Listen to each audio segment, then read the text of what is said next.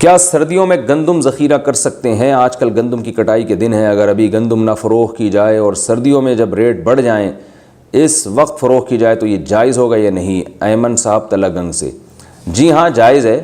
ذخیرہ اندوزی اس وقت حرام اور ناجائز ہے جب لوگوں کی بنیادی ضرورت بھی پوری نہ ہو رہی ہو۔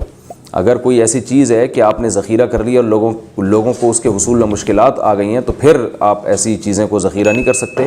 اگر ایسی کوئی مسئلہ نہیں ہے تو پھر آپ ذخیرہ کر سکتے ہیں۔ جو بزنس کا تو اصول ہے کہ چیز مہنگی ہونے پہ بیچی جاتی ہے، تو گندم اگر مارکیٹ میں مل رہی ہے، سب لوگ آسانی سے میسر ہے، تو اگر کسی نے روک لی کہ میں سردیوں میں بیچوں گا تو ٹھیک ہے۔ لیکن اگر گندم شارٹ ہو گئی ہے مارکیٹ سے، لوگوں کے لیے حصول مشکل ہو گیا ہے، ایسی صورت میں ذخیرہ اندوزی بالکل حرام ہے، ناجائز ہے۔ کیا لفظ چھوڑنے سے طلاق ہو جاتی ہے؟ میری اپنی بیوی سے لڑائی ہوئی، میں بیٹھے بیٹھے گنگنا رہا تھا کہ وہ مجھے کیا چھوڑتی ہے، میں اسے گنگنا رہا تھا کہ وہ مجھے کیا چھوڑتی ہے، میں اسے چھوڑتا ہوں۔ یہ کون سا گانا ہے بھائی؟